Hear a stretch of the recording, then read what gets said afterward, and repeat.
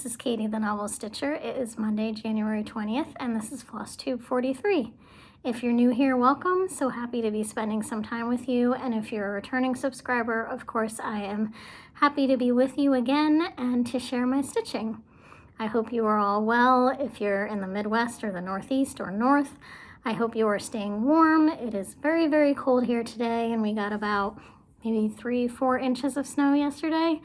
So definitely January and definitely winter, so mostly staying inside and keeping warm. And I did want to thank everyone for their kind comments on my last video.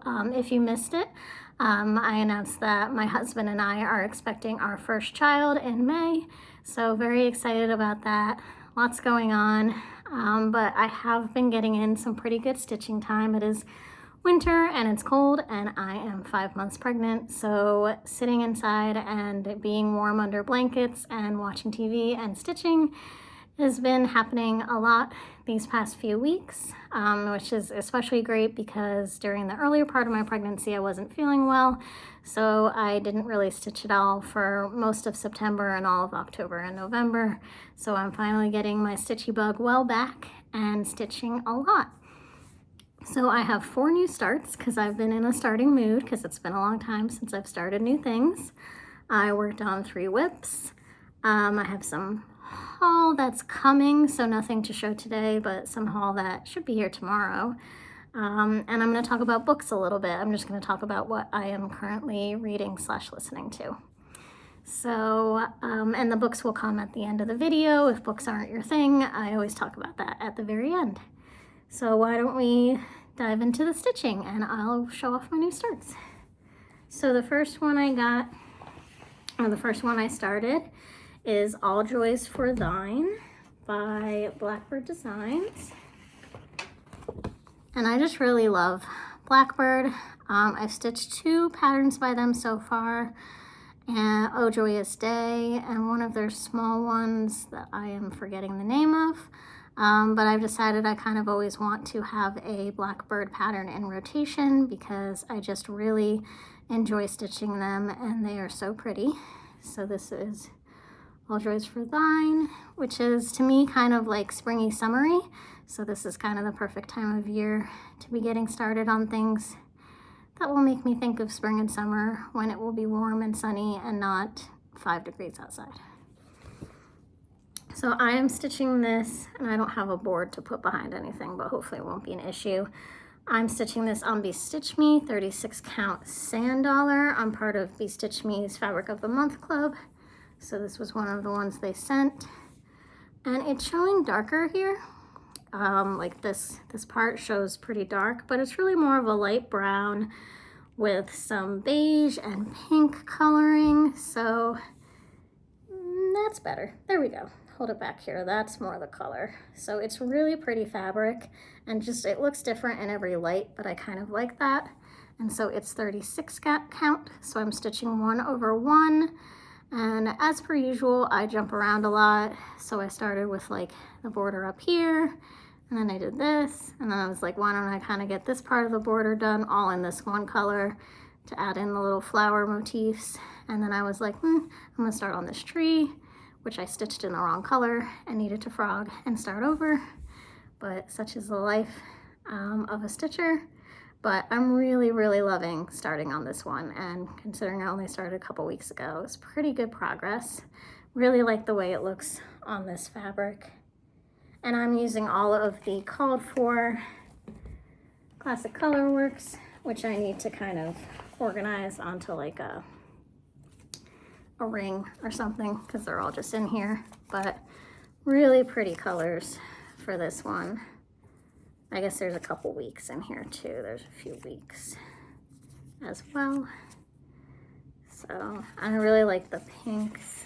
Like this is Barn Door, really pretty color, as is Cinnamon Toast. So very pretty colors, and they look really nice on this fabric. So very excited to be stitching on this one and really enjoying it. I like Blackbird Designs a lot, and often I think I tend to do DMC more often than the fancy floss, the overdyeds. But I think so far everything I've stitched from Blackbird, I've done the overdyed, so I just wanted to kind of continue that trend. I like the way they look for Blackbird patterns. So that is All Joys for Thine. And then the next one I started, the most important one, which needs to be done probably by mid-March if I can handle it, just to get it kind of more or less fully finished, is the Smallest Thing sampler, and this is going to be Little Baby Boy's birth sampler. So I'm stitching this for our son, who's coming in May, and it says, sometimes the smallest things take up the most room in your heart. And I just thought it was super cute. We're doing animal theme for his nursery, so I liked the little animals. And I thought it was small enough and easy enough to hopefully stitch up pretty quickly. I didn't want to do anything too complicated because I only have a little bit of time before he's here. And once he's here, I don't know how much I'll be stitching. So we'll see. Never, you know, first kid, we don't know. Alex was talking to me today and he's like, you'll have time to stitch. It won't be that bad. And I was like, I don't think I will. I think I'll be exhausted in trying to keep this little infant alive. So I don't know that we'll have much time for anything but taking care of him, but we'll see. And so I'm stitching Smallest Things on 32 count Lugana. I think it's light taupe or platinum. I'm not entirely sure, but that's what I have so far. And yeah, it's good progress. I tend to not be organized with my cross stitch and throw things around. And I don't know where this brown color went. It's like a brownish green. So now I have to go find out where I put this. It might have fallen under the couch or onto the floor somewhere. Who knows? I need to be more organized because I just like throw the DMC around on the couch or the table or whatever. And I need to put this all in a bag. But I'm doing this with mostly DMC except for a couple classic colorworks. Kind of whatever I could pull out of stash. 2/2, because this is what, 32 count? 32 count. So, but it's gonna be so cute and it's really easy to stitch. 32 count is really nice. 2/2 Lugana. So it's really smooth sailing. And I think I will hopefully be able to get it done in time. I mean, that's pretty good progress so far for the past few weeks. So. But it definitely needs to be a focus piece, which means I need to find out where that DMC ran off to, because I don't know where he went, but he's somewhere. And I will fill in his little baby's name and his birth date, but I'm not going to be able to do that until after he's born. We're still talking about names. I will not be announcing the name, maybe at all. We'll see, just for privacy. But we're still talking about names, so it might be like in the hospital we have a few options, and then, you know, once he's here we decide which one we want to go with. And obviously we don't know exactly what, we know his due date, but we don't know if he'll come on that day. So I'll leave this part blank, and maybe even like some of this just in case. His name won't be long, but just to make sure things fit. She says she just remove some of these motifs to get it to fit. So maybe I'll just stop it after this tree, and I might stick it in a frame very loosely, just laced, with this part blank, because once he's born, I don't know when, I don't know how soon I'll get around to like finishing it, but I can still put it in his room and just kind of have this blank until we have time to fill that in. And then the next start is a blessing sampler, which I decided to start. I saw Jen of Jen's Fiber Web stitching this one. I think she posted it on Instagram, and I wasn't necessarily going to do a blessing start or a blessing stitch, which is basically to start something in January and I think finish it in January, to kind of start the new year on a good note. And then I just decided after seeing hers, I was like, that's simple enough. I could probably stitch that up in time, and it just seemed like a fun idea for a special year. And so I think I'm making pretty good progress, but I will have to focus on this one as well a lot in the next couple weeks to get it done in time. But it is, oh, here's the PDF, because it's a PDF from Modern Folk Embroidery. It's technically a pin cushion, but I'll probably frame it or kind of finish it in a different way, small and simple. But I decided to not do it monochromatic and pick some of my own colors and have a little fun with it. So this is what I have so far. It is on a 36 count Winter Moon linen. I think it's just a Zweigart. And then I'm using my own colors. So the green, the blue, and this variegated kind of pinky purple. And so that's my progress so far. Again, 36 count, so it's 1/1. Some thread dangling, but I think it's gonna turn out really pretty. I like the colors I chose, and it's just gonna be cute and simple. And so the colors are, I'm just gonna say this is called Evergreen. I'm really, really lovely organized. The thing is I want to stitch and I don't want to spend time organizing stuff. So this fell off of the card. I think it's Evergreen or something like that. It's a classic Colorworks. It's your basic green, Christmassy green. And then the pinky purple is Cappuccino. And then this really lovely blue is Chesapeake Bay. And so I just pull those from Stash. I'm part of Fat Quarter Shop's Classic Colorworks Club, where they send you, I think, 6 skeins of Classic Colorworks every month, and I've been in that for quite a while, so I have like a really nice collection. So I just thought these colors worked really nicely together. So, and that I think I said is on Winter Moon.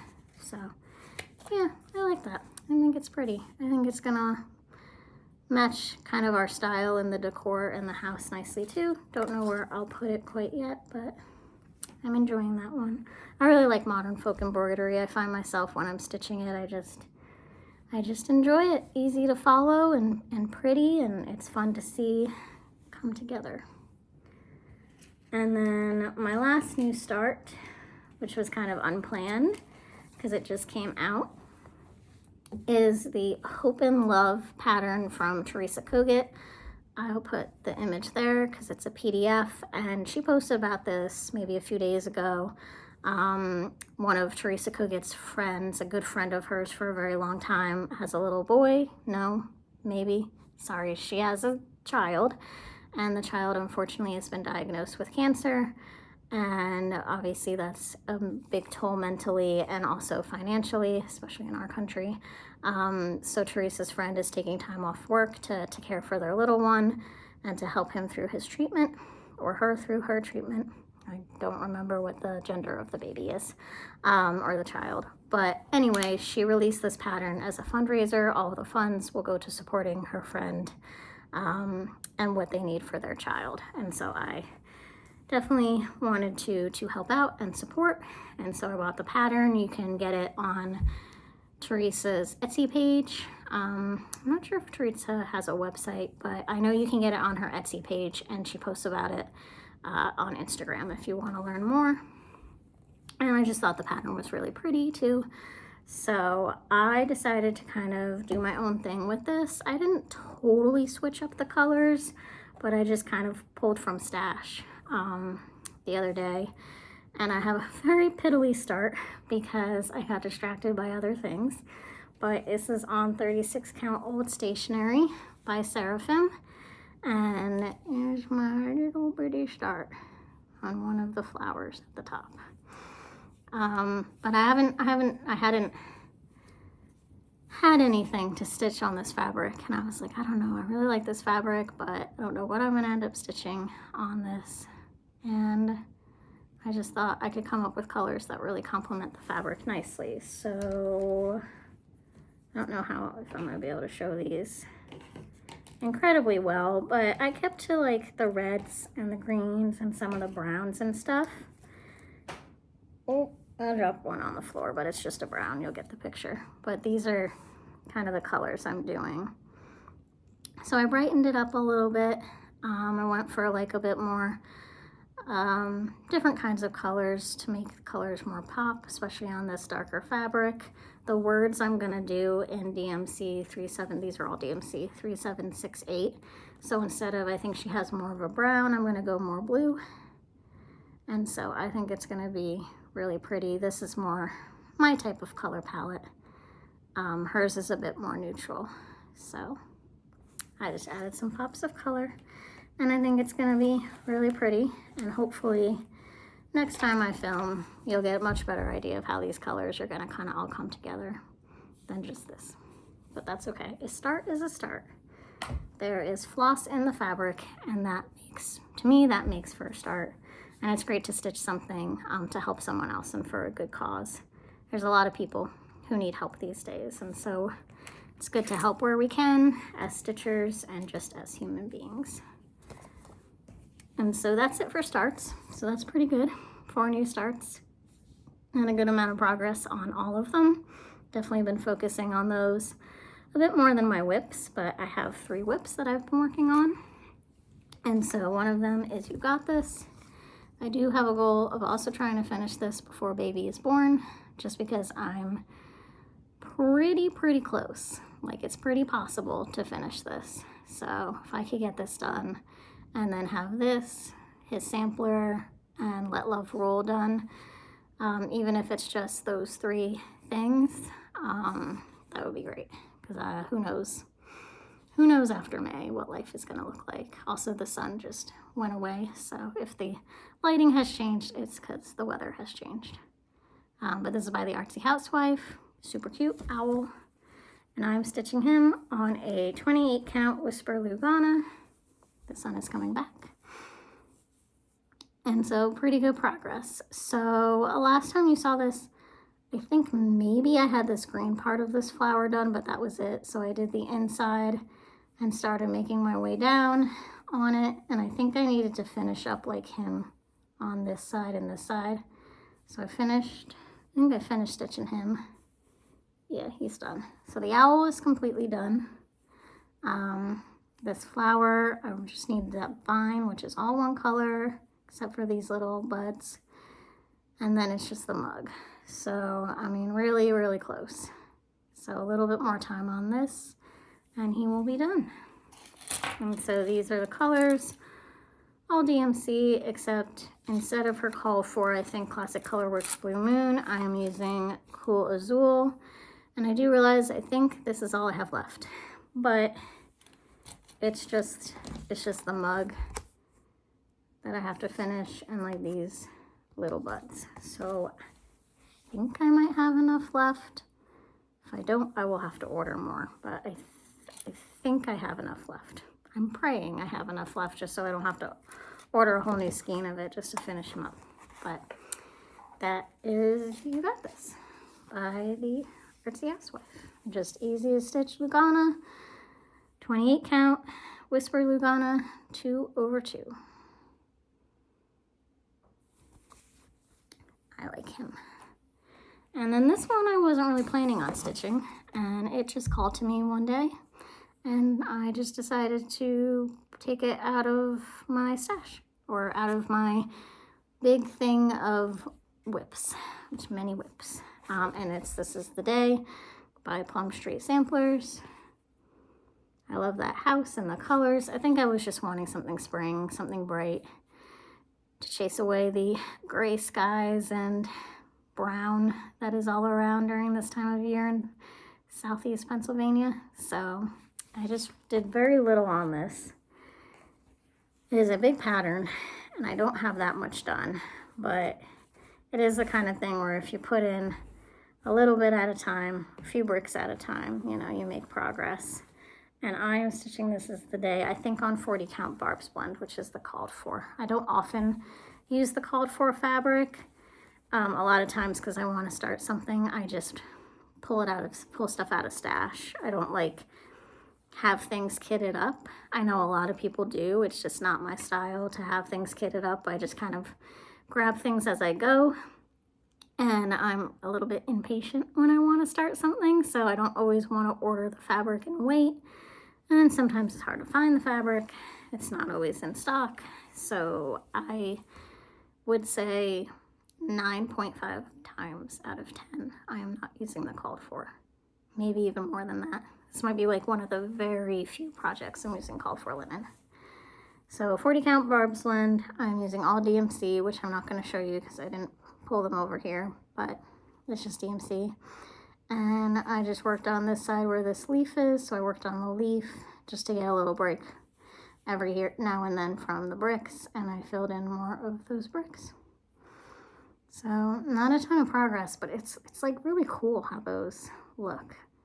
Like, I love the colors that they chose, and they just go together so well in this house. And it's like one of those things where it doesn't like look like anything at first, and then you add like the window and that light blue over there is the door, and it's going to start to look like a house pretty soon, and it's really cool.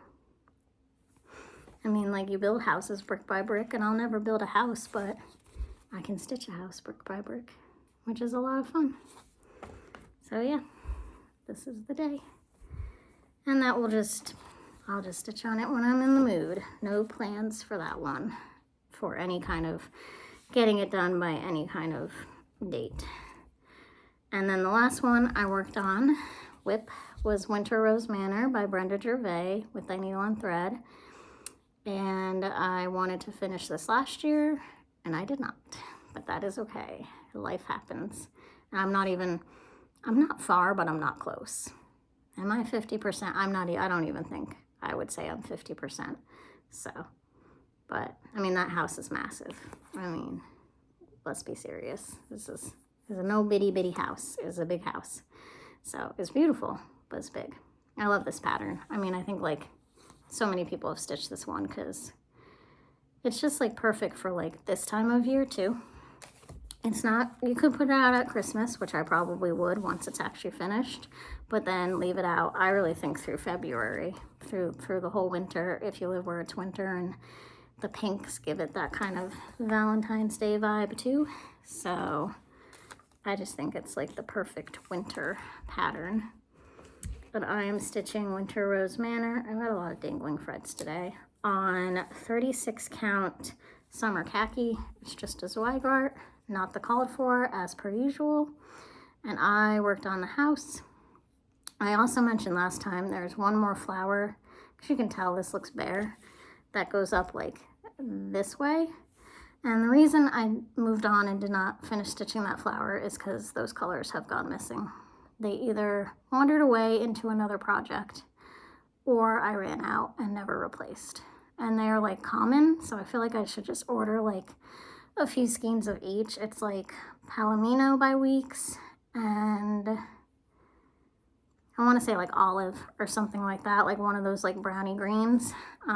So I feel like I should just place an order for like a few skeins of each of those, because they're used in a lot of different patterns that use Weeks Dye Works. So it really bugging me that this is like all empty and that's not done. This doesn't bug me for some reason with the border, that I just abandoned that halfway, maybe because I ran out. But this bothers me that this isn't done. Anyway, so I worked on him a little bit because I felt like a different color. So I did a little red there.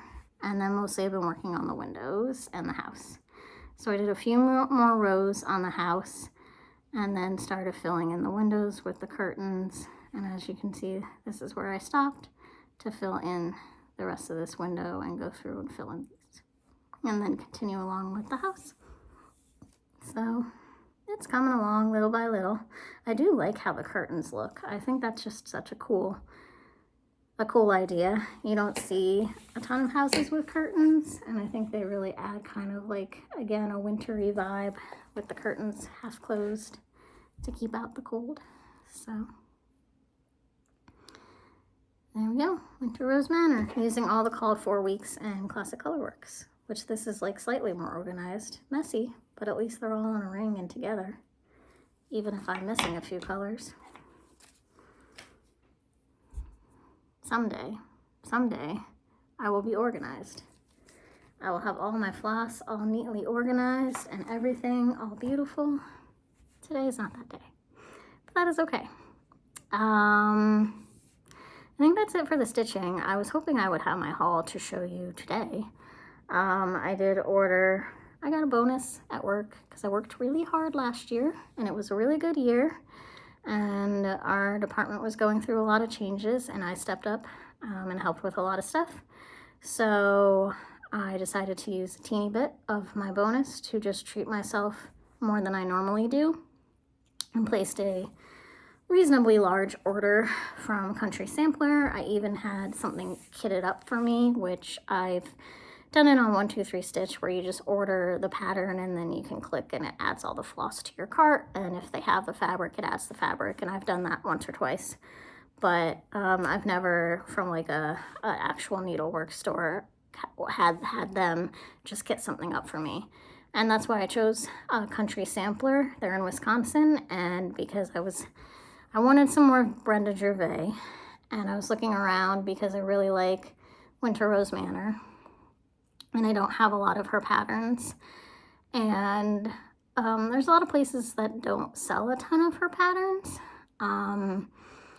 especially like more popular or maybe more older or more rare ones. And so I was gonna just order some patterns off her website and leave it at that. And she was on break from her website, and so I was like, well, I kind of just want to treat myself now. I don't know how long she's going to take a break, which is fine after the holidays. Definitely deserves some time off, but so I couldn't order anything on her website. So I was like, all right, where else could I maybe get some of her patterns and stuff? Because a lot of needlework stores do sell them. And so I came across that Country Sampler had a good amount, and that they had where you could order things kitted. So I think I ordered not all Brenda Gervais, but mostly Brenda Gervais, 5 or 6 patterns. And then one of the patterns, one of the big ones, I had them kit up with the floss and whatever fabric they choose. And so one of the patterns they had was out of stock, so they had to order, get that in, and then add it, and then they had to kit things up for me. So that is coming tomorrow, supposedly, if the weather doesn't delay it, which last time I checked, the UPS said that it was still in Wisconsin. So, but they don't really update their tracking stuff all that quickly. And today there's no mail, so that would slow things down. So we'll see if it comes tomorrow, but it should come this week. And you'll see that nice little bit of special treat myself haul in my next video.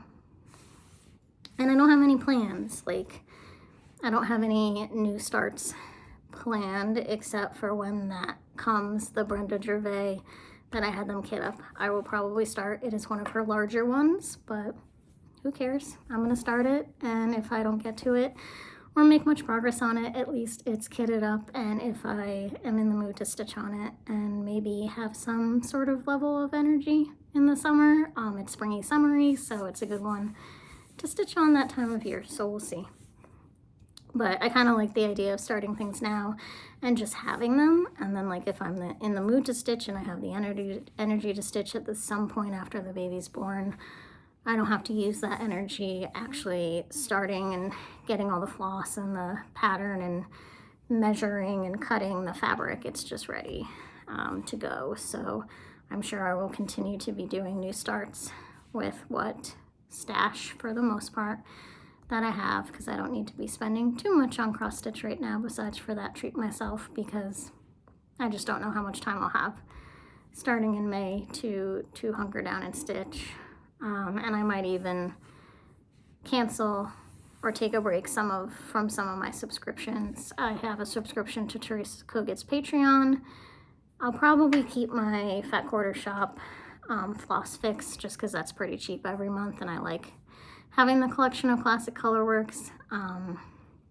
So I'll probably keep that going, and then I might cancel my Be Stitch Me Fabric of the Month, because at this point I think they've sent me, I've been in it for maybe 5 months, and I will get January, so that'll be 6, and I've only used 1, so that's still like 5 different pieces of big pieces of fabric that I haven't even put any stitching into. So I don't think I need to keep getting fabric when I'm not going to be like starting things, at least starting things probably when baby is here. So, but we shall see. So I think a lot of people this year are doing no buys or low buys, and I kind of will be on that boat too, but mostly for reasons of having a child.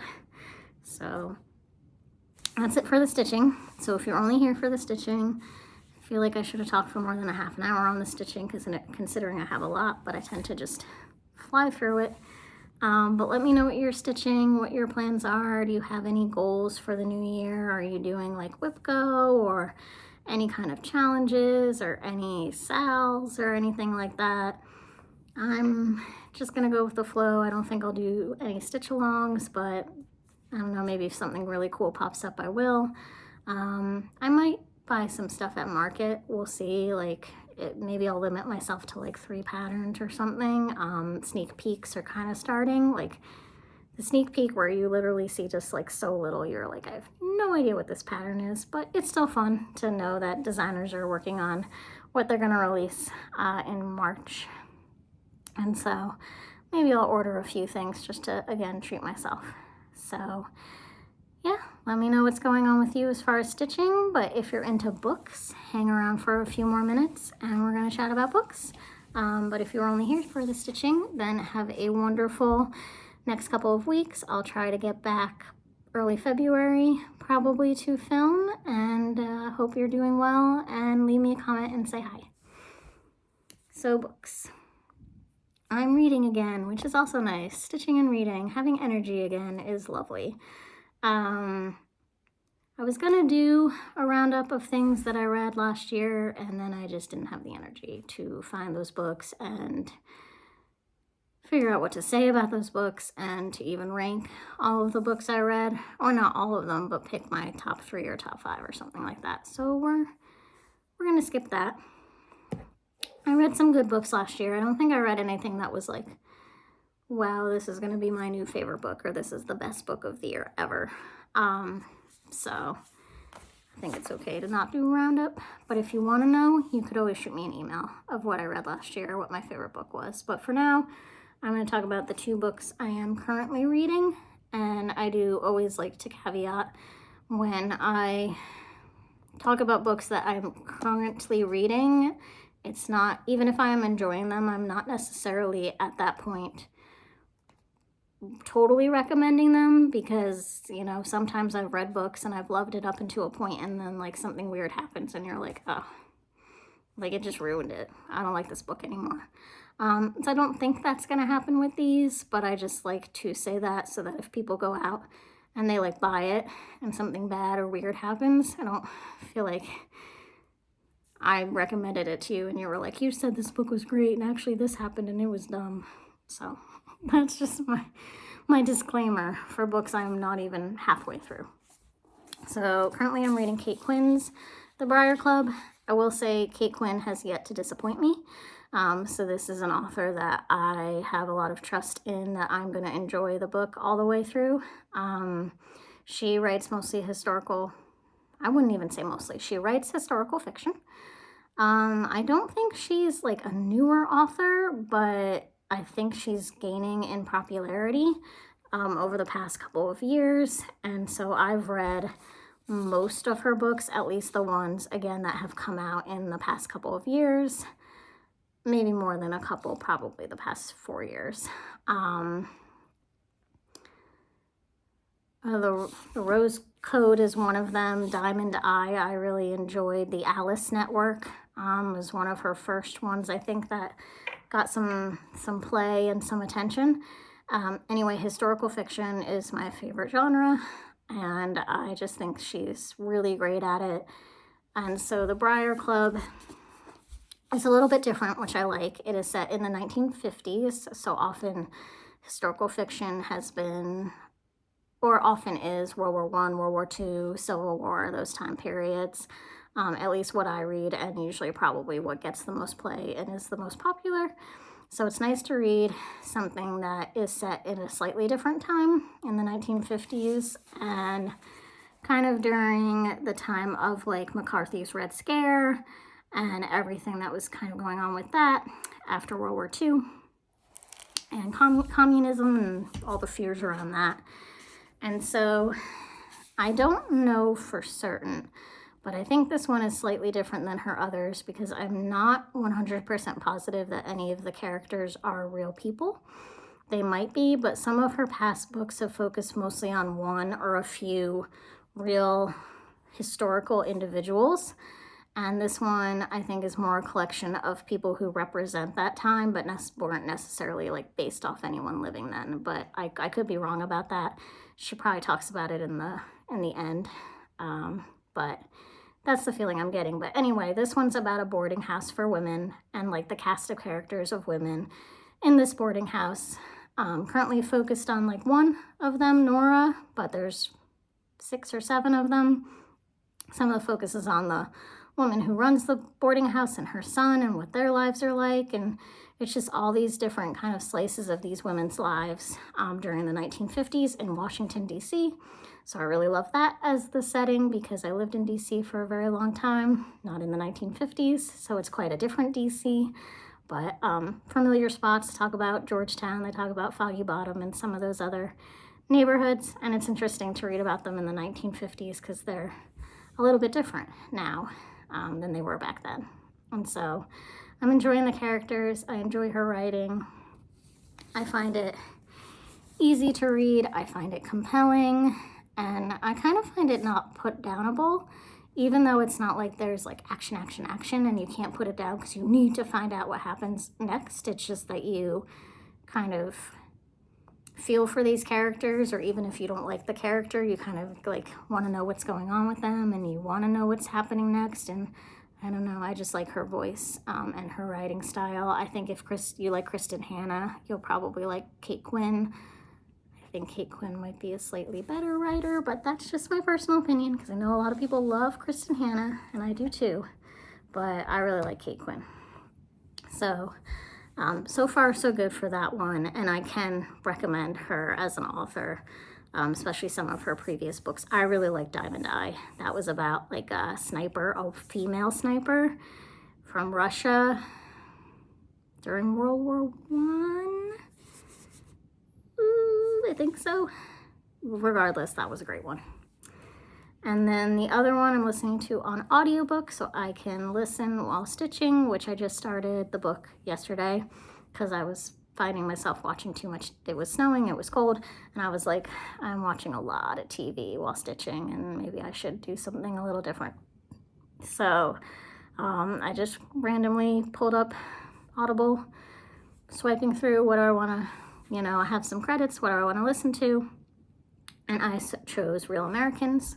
So audiobook, I'll put it here. I've seen this one a lot on Instagram, and a lot of people read this one. I think it came out last year. Very popular. A lot of year-end lists, I think, had this book. And so I'm very early into it, like 20 minutes of listening, which I have no idea how many pages that is, but pretty early on. And so far, and based off what the synopsis was, it is set in 2 time periods. 1999 and 2021, and in the 1999 time period there is a young woman named Lily Chen. She is Chinese. She's living in New York City. This is right around the time of Y2K, that era, and she is interning at this media company and trying to make her way in New York, but doesn't have a lot of money. Living with a roommate, scraping by paycheck to paycheck kind of thing, just trying to figure out her life in New York. And she meets this really rich guy at a work event named Matthew. He's like a little bit older than her, but not obscenely so. I think is he maybe 30 or late 20s, and she's like 22, 23, so. But he takes a liking to her, and at this point they're starting to date. And he's doing all these nice things for her, even though they're kind of worlds apart as far as their background and their finances and their jobs. They get along really well, and it's really sweet. It's a very sweet romance so far. And then I know that at some point we flash forward to the future to 2021, and Lily is a single mother living on her own, I think in Washington State. And she has a son named Nick. And he wants to find out more about his biological father, and so that timeline is his discovery of, his biological father and the past and mystery, unsolved mystery, or digging up past traumas, or, that kind of thing that books get into. I'm not sure what he's going to find out about his father. We don't I don't think necessarily know if this man that Lily is dating right now, Matthew, is necessarily this boy's father, but I assume probably. But we don't know, what happens in those years between Lily and Matthew dating and Nick wanting to go find out more about his biological father and uncover some unknowns about his past. So I think it'll be good, and the audio is great. I really like the narrator, and it's also well written and compelling and holding my attention while I stitch. So those are the 2 books I got going on right now, which is good. And let me know what you're reading, if you've read either of these or have interest in reading them, and we can chat about that. And if you have any recommendations, hopefully my energy will continue to stay up for reading and stitching and all of that good stuff. And we are in those most yucky of winter months, so a lot of time will probably be spent indoors. So it's a good time to be reading and stitching. So I hope you all have a wonderful next couple or few weeks, depending when I come back. But I will be back not too long, and just let me know how you're doing. Leave me a comment, and happy stitching and happy reading.